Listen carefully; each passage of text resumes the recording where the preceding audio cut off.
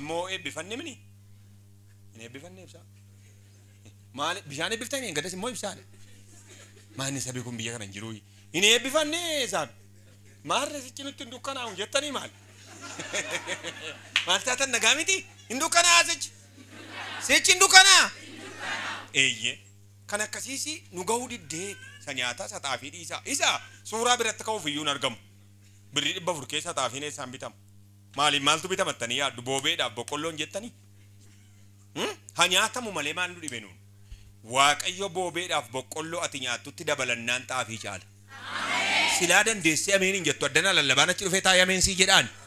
waaqayyo jiruuf jireenya keetta makatu ilaal namichi gaafa haati manaa isaa dadhabbii godhattu kan mana kiraayii kan ji'a 3 irra jira 120 yeroo 3 meeqa 360 gabaabaadhuma kunillee irra gisaayyuuti abbaan mana kiraayii dhufee balbala natti qosoqqosee ta'e sa'aatii 12tti galgala maaliif birrii koo naan laanne si'a baay'ee si ilaalee ofiin beettee naaf iddaan naa fiduu diddee borga namaa edeeneem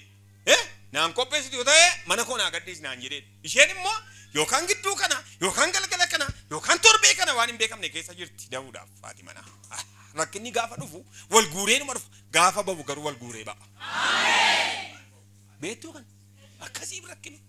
didichee dhufa tokkoyyuu nafu wal waame fooricee bilbilee wal waama rakkinni lafa jiru didichee saalooniin nafu manyetaan nafu qodaa mana kee keessaa hundumaa qabatee qadabuu koo qabatee biradistii illee miti gaa maal jennu suphee biradistiin illee gaa masa kan warra fooyya'eeti istoofiinuu kan warra fooyya qabuuti guuree dhufee manatti namma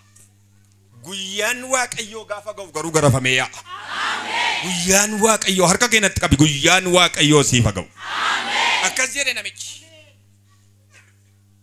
galgaluma kana sa'aatii 8 keessaati manaa koo akka isheen taatu wallaalee diree fuudhammoo maa inni dhaqee dubartoota ollaa tokko kaafadheen fidee ciniinsuudha jedhan jedhe 8 waaqayyoo gaa nama isaan gargaara 9 keessa immoo deesse harree bishaan baattee mana galteetti ilaa nurraa qabeera cuuqo